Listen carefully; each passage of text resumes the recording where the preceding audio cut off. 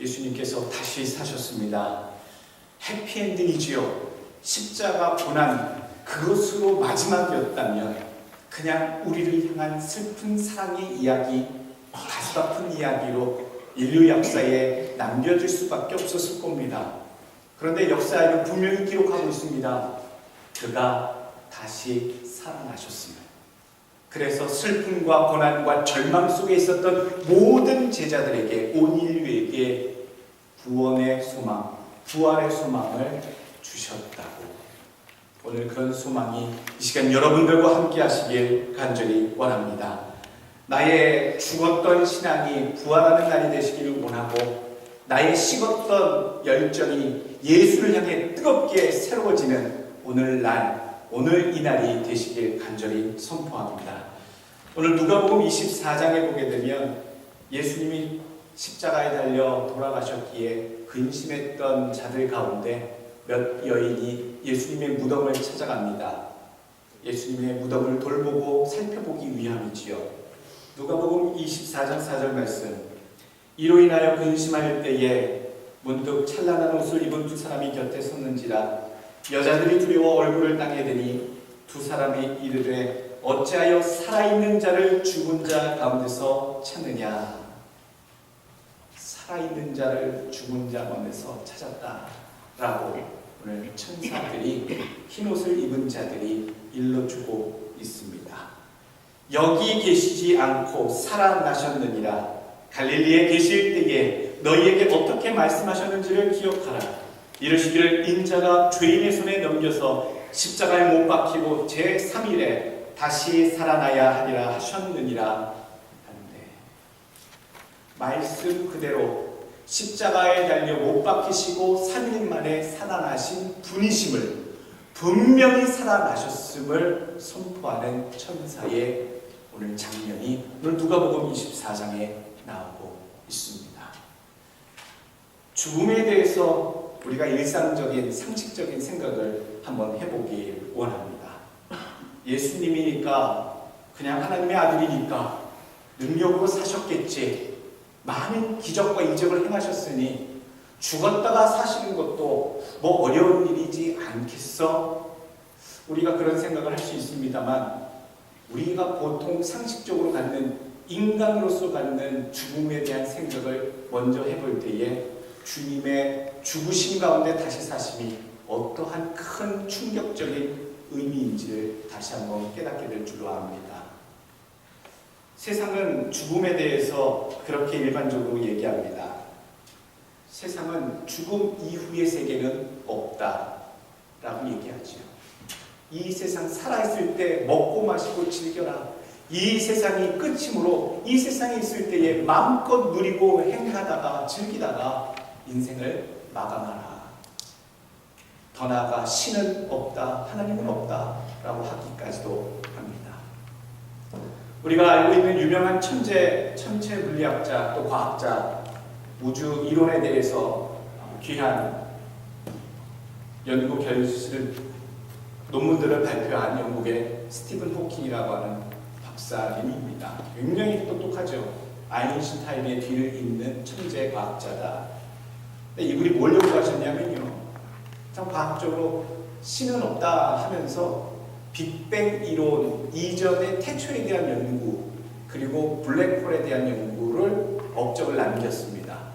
얼마 전에 여러분 그 우주 연구기관에서 블랙홀에 대해서 사진을 찍었다라고 해서 굉장히 이슈가 되기도 했습니다. 블랙홀이 실제로 존재하는 것을 천체 만학력으로 기록했다. 또 말씀드린 것처럼 빅뱅 이론을 우주 천체학자에서는 주장하는데, 우주가요 처음부터 있었던 것이 아니라 처음에 어떤 큰 폭발을 하면서 그 있었던 폭발로 인해서 흔적이, 팽창하는 흔적이 우주로 전체로 퍼져서 우주에 산재한 모든 행성과 별들이 되었다라고 하는 이론입니다.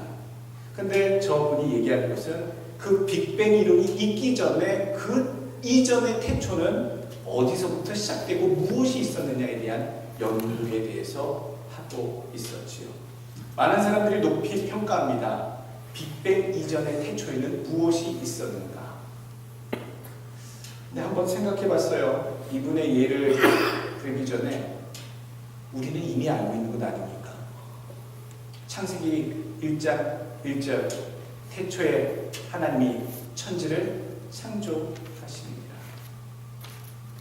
하나님을 부정하고 신은 없다라고 하는 저 과학자가 매우 과학적인 방법으로 우주의 기원을 찾고자 했지만 그 좋은 두뇌와 학식과 지식으로 우주의 기원에 대해서 많은 업적을 남겼다 하지만 우리는 너무나도 쉬운 분명한 진리를 우리는 이미 알고 있는 사실이다라는 얘기죠. 불신자, 하나님을 믿지 않는 불신론자로서 과학적인 방법으로 접근했다는 것을 생각하면 대단한 것은 맞습니다만 우리가 이미 알고 있는 진리를 참 어렵게 찾으셨던 분이구나 라는 생각을 저버릴 수가 없습니다. 저분이 그런 말씀을 했습니다. 하나님은 존재하지 않는다. 천국이나 사후세계, 즉 죽은 이후의 세계가 우리를 기다리고 있다는 믿음은 죽음을 두려워하는 사람들이 만들어낸 동화일 뿐이다. 과연 그럴까요? 과연 그럴까요? 저분은요, 작년 3월달에 돌아가셨어요. 향년 76세. 과연 저분이 돌아가시고 나서 그 영혼이 무엇을 보셨는지, 어디로 가셨는지 저는 너무나도 궁금합니다. 만약에 살아계셔서 다시 환생할 수 있다면 무엇인가 기록을 가지고 오시겠지요. 오늘 죽음에 대해서 생각할 때에 임사체험이라는 그런 이야기들을 하기도 합니다.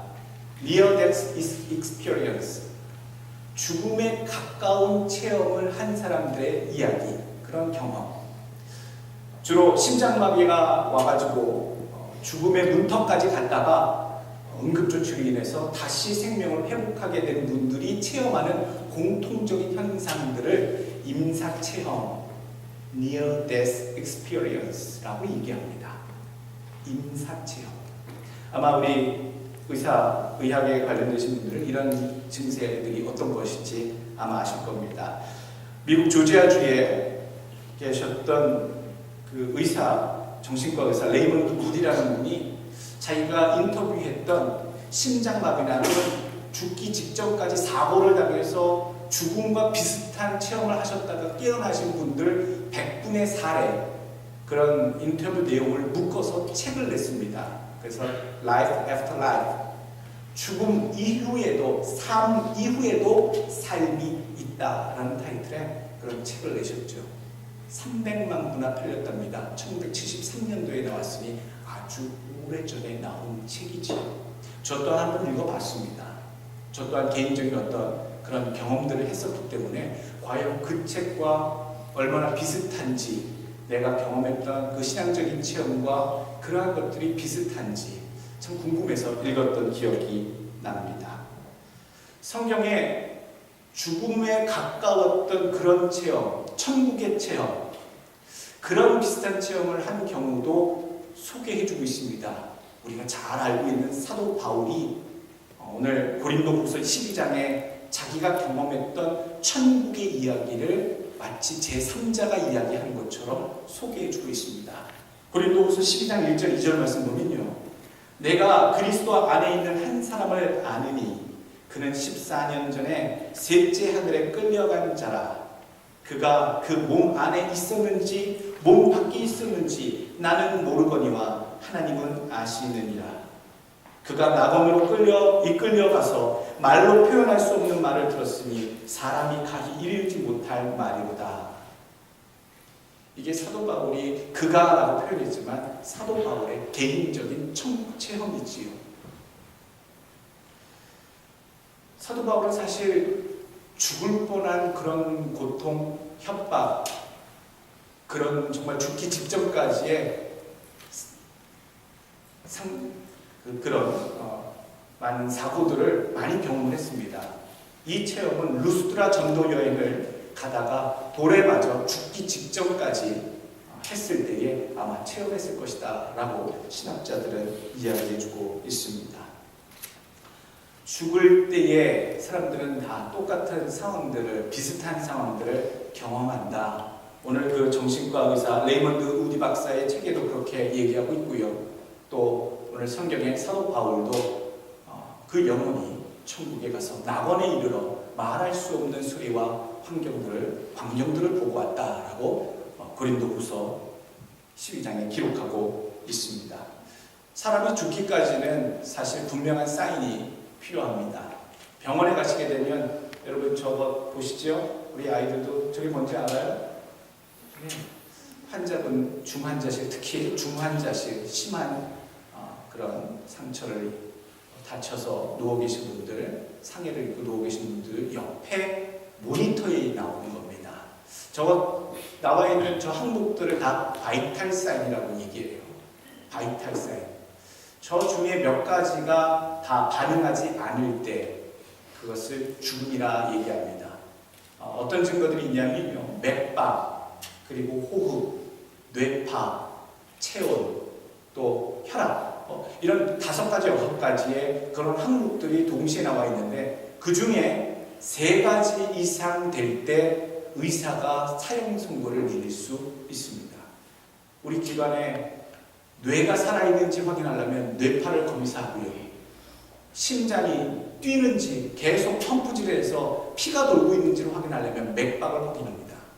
또 호흡이 산소 호흡을 계속 하는지 확인하려면 여러분들 호흡을 확인하지요. 폐를 확인합니다. 인체의 중요 기관이 생존해 있는지 활동을 하는지 파악하려고 하는 것이 바이탈 사인 확인 작업이죠. 아마 의료계에 계신 분들은 다 아실 겁니다. 분명한 사형, 분명한 죽음. 예수님은 십자가의 사형 선고를 분명히 받으셨고 예수님은 분명히 그 십자가에서 돌아가셨음을 오늘 성경은 선포하고 있습니다. 어쩌다가 그냥 죽었던 비슷한 체험을 십자가에 매달려 계셨다가 3일 만에 기절하듯 다시 깨어나신 분이 아니시고 십자가에 분명히 죽으셨음을 선포받으신 후에 장사된 이후 다시 살아나셨음을 성경과 역사는 분명히 기록하고 있습니다. 요한복음 19장 32절 말씀, 군인들이 가서 예수와 함께 못 박힌 첫사람과 또 그 다른 사람의 다리를 꺾고 예수께 이르러서는 이미 죽으신 것을 보고 다리를 꺾지 아니하고 그중 한 군인이 창으로 옆구리를 찌르니 곧 피와 물이 나오더라. 한 군인이요, 십자가에 매달려 있는 그 죄수들이 완전히 죽었는지 안 죽었는지를 늘 확인하는 과정은 매달려 있는 그 죄인들의 다리를 꺾어버리는 거였습니다. 통증을 느끼고 움직이는지 없는지 완전히 확인 사살하려고 그렇게 꺾어버리죠. 그런데 예수님을 보니까 완전히 이미 운명하셨어요. 돌아가셨어요. 그래서 꺾지 아니하고 그의 옆구리를 찔렀을 때에 피와 물이 쏟아져 내렸다라고 성경은 기록하고 계십니다.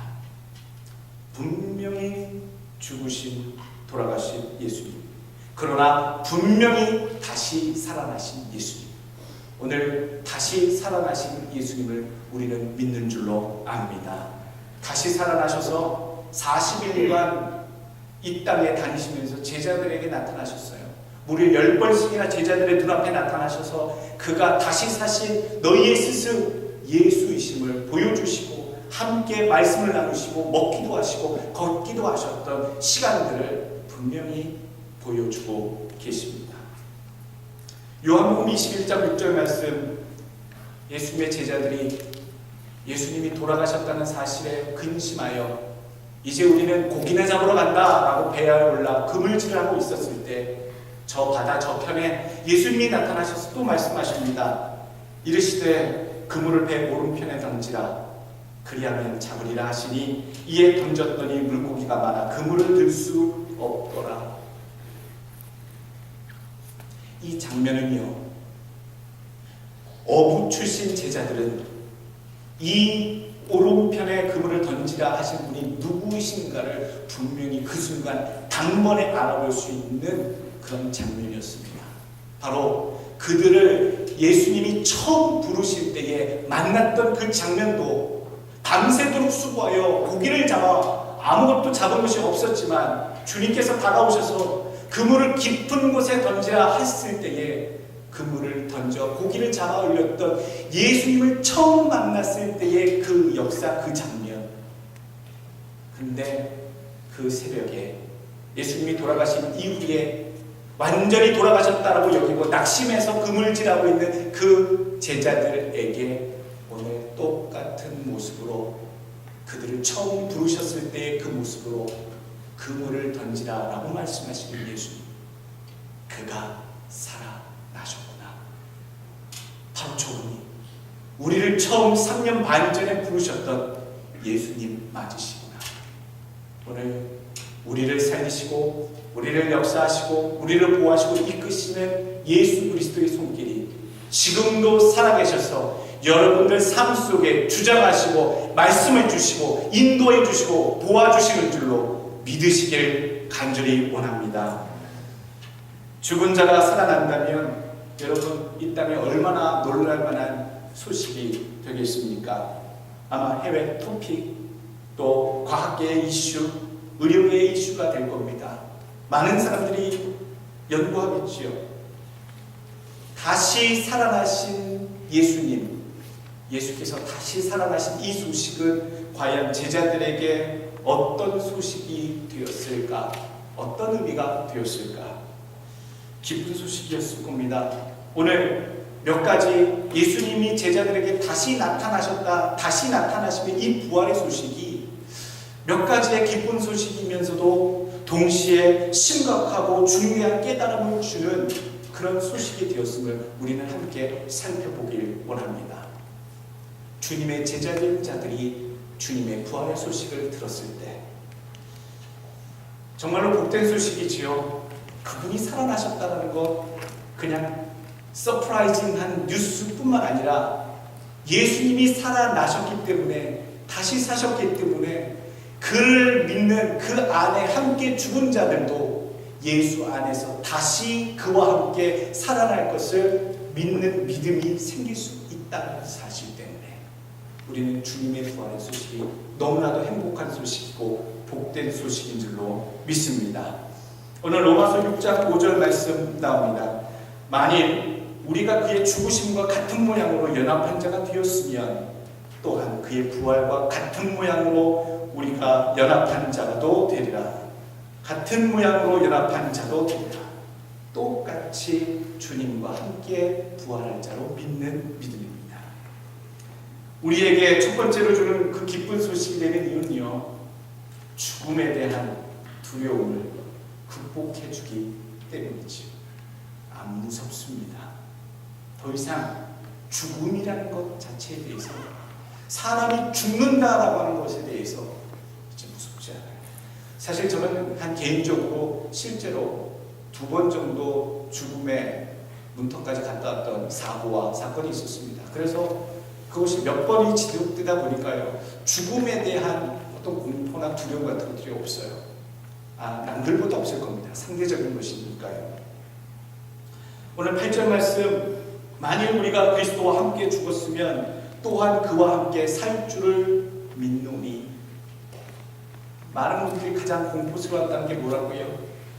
가장 근본적이고 공포스러운 것이 죽음에 대한 공포라 말씀드렸습니다. 다른 공포도 있지요. 손해보면 어떡하지?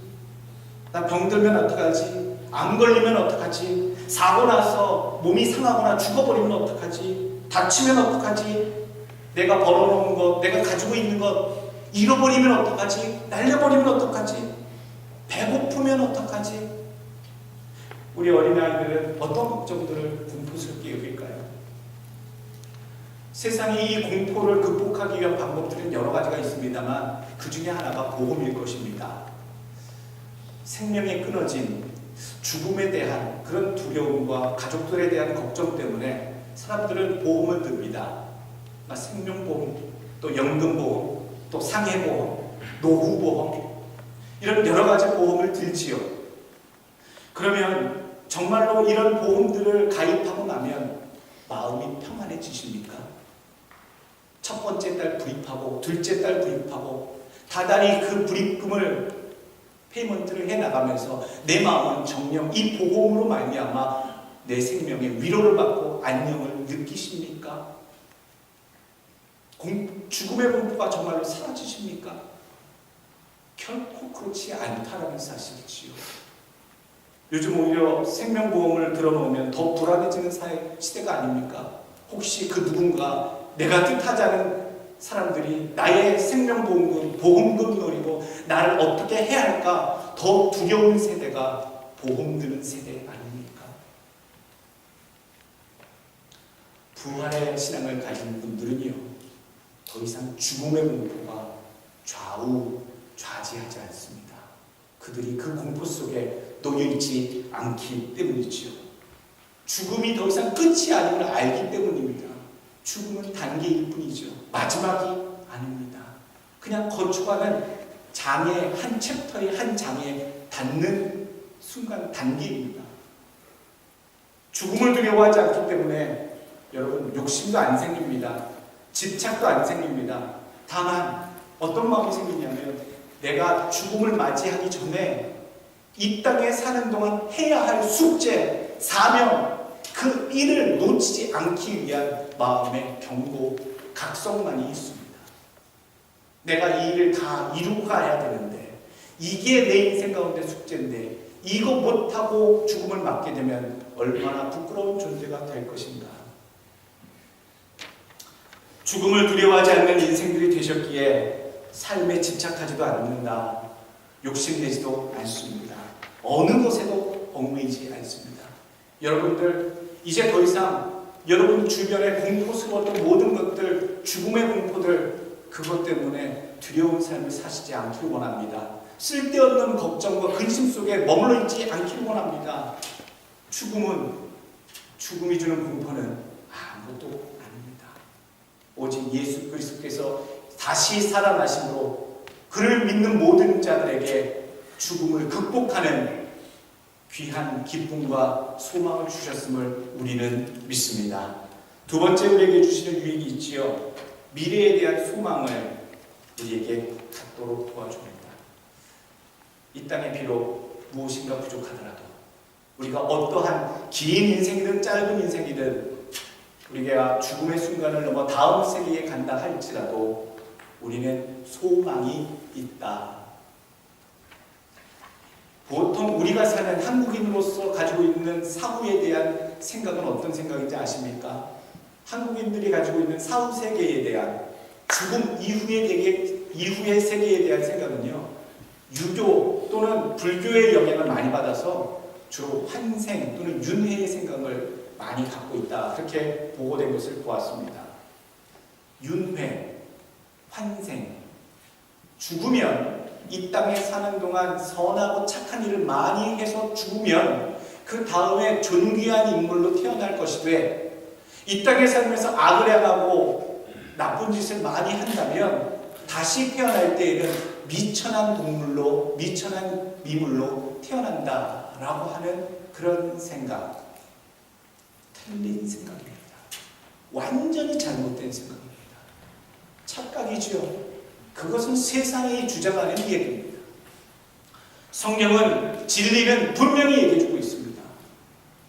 유명한 아까 그 스티븐 호킹 박사도 아무리 과학적으로 밝혀냈고 아무리 똑똑한 머리로 연구해냈어도 천지를 태초에 하나님이 창조하신 것을 분명하게 알지 못했듯이 세상은 여러 가지 전설과 미신과 자기 나름대로의 환상 속에 죽음 이후의 세계에 대해서 말하고 있는 것 뿐입니다. 성경은 우리에게 분명히 얘기합니다. 사후 세계에 대해서 이야기합니다. 요한복음 5장 29절 말씀, 선한 일을 한 사람들은 부활하여 영생을 얻고 악한 일을 한 사람들은 부활하여 심판을 받는다 라고 말씀하셨습니다. 사도행전 24장 15절에도 의인은 의인의 부활이 있으며 악인은 악인의 부활이 있다라고 얘기하셨습니다.